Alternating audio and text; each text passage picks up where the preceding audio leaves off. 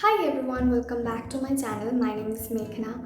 I am a master student of University of Nottingham, and today I will be sharing how I got a scholarship from the University of Nottingham. So I made my application for total 3 scholarships in the University of Nottingham, and I got rejected from 2 of them, and the final one, the one I received, is called South Asian Postgraduate Excellence Scholarship. It is worth £8,000, and today I will be sharing how I got the scholarship, what was my strategy, and of course my personal experience. Okay, so these are the things I'll be covering in this video, so let's get started. So before we get into the main part of this video, let's understand what is the difference between a scholarship and a discount. Okay, so a scholarship is basically an award you receive. You have to apply for a scholarship, and then based on your merit or your need or any other criteria, you receive a scholarship if you get selected. But in UK, there are some university who give you discount. For discount, you do not have to separately apply for it. You will get it automatically from the university if the university provide discount. But most of the Russell Group University, all of the Russell Group University, I don't think they provide any discount. There are some universities, but it is limited.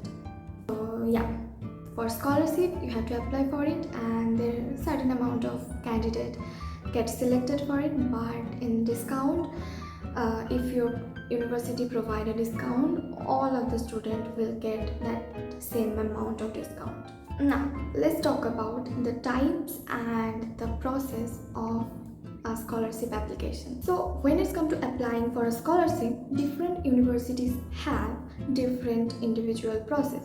Some universities requires a written exam, some universities requires an interview, some universities requires both of the round, some universities have their own multiple rounds of assessment, and there are some universities where you do not need to give any interview or exams, anything. They will judge you based on your CV and the statement of purpose you have submitted. So you can see how important it is to make a strong CV and statement of purpose. Okay, let's talk about now my personal experience.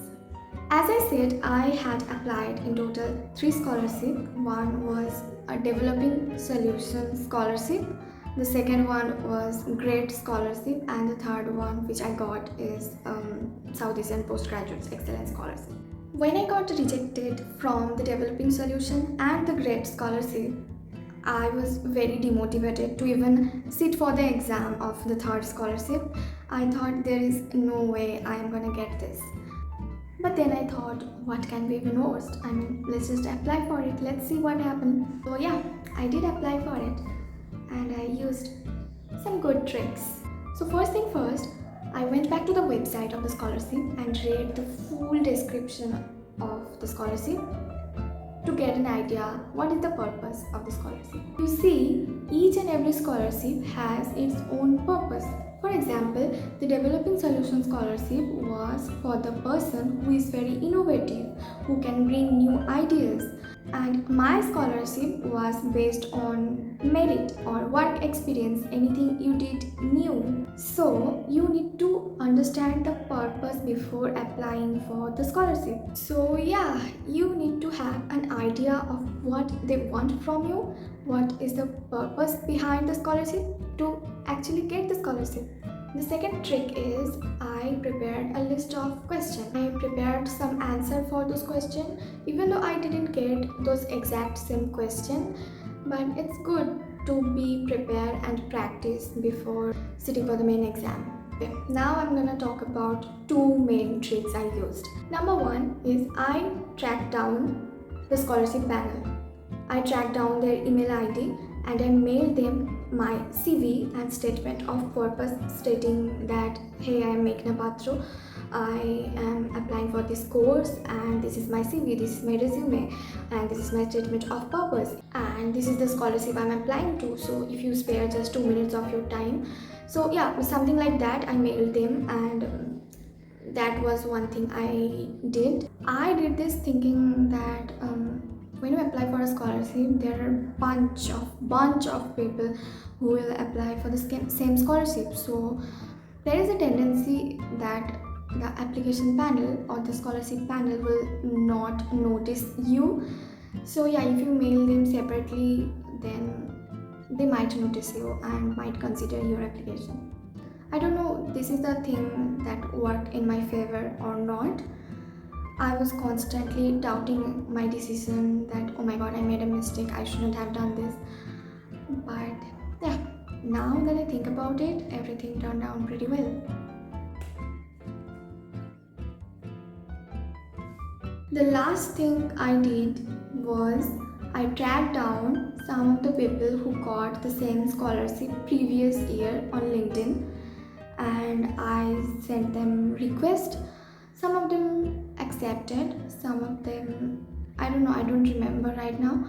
But yeah, some of them accepted, and you will find some really nice people who will really help you and who will really give you some genuine advice of how to do and how to not, what to do, what to not. So yeah, I talked to them and I got some really good advice from them. Now let me tell you some other things which I think that worked in my favor. That is, it's weird, but when I am nervous, I smile a lot, and that always worked in my favor. So even though I'm in an interview and I am very nervous, I am constantly smiling. So the people opposite me will think that I am a very confident person. I don't know why, but yeah, that worked in my favor. Another thing that I think worked in my favor is I was very relaxed. I was not at all nervous because I thought I'll never get this scholarship, so I was not taking it very seriously. So yeah, you will meet a lot of people who will tell you that be prepared and be very serious. I think that never worked for me. So yeah, who am I to give that advice to you? I think being not so serious about the thing is my solution. The last thing I think that worked for me is giving interview. Yeah, I wanted to become a cabin crew, and I gave a lot of interview for that. Even though I never got selected, I think I gained a lot of experience from that. So I'm gonna suggest you that gain some experience, give a multiple mock interview for that if you feel nervous. In the end, I want to give you some tips from my side. Don't think it's advice. I'm not an expert. So if you are applying to multiple scholarships, create a scholarship tracker. It will help you to organize each and everything to make it less chaotic. Again, I want to remind you that always read the objective of the scholarship to know the purpose behind it. Read your statement of purpose before going for the exam or the interview. A lot of time, the scholarship panel asks you what is written on your statement of purpose. So a lot of time you might forget what you have written on the statement of purpose. So yeah, just read it before going for the exam. Get help from LinkedIn like I did, and I got some amazing tips. So yeah, you can get help from LinkedIn. No matter you give an interview or write in your exam, try to be honest. I mean, even if you have any setback or downfall, it's okay. And I personally think that talking about your setbacks is actually interesting. It's interesting to see how you overcome those setbacks and now you are on the right track. Another thing I think you should do is show value to your university by your answer. So yeah, no matter what the question is, I mean not always, but no matter what the question is, try to include some good things about the university. So here is my last tips. Emphasize your future ambitions. I think that worked for me pretty well because one of the question was based on what I want to do in my future, and I was so sure of what I want to do. So they will be interested to know about your future ambitions. That's it. That was my story of how I got my scholarship. I hope this inspire you, even though every journey is unique, but I am happy to help if you get any information from the entire video. So if you find this video helpful, then don't forget to subscribe to my channel, and I will see you in my next video. Bye bye.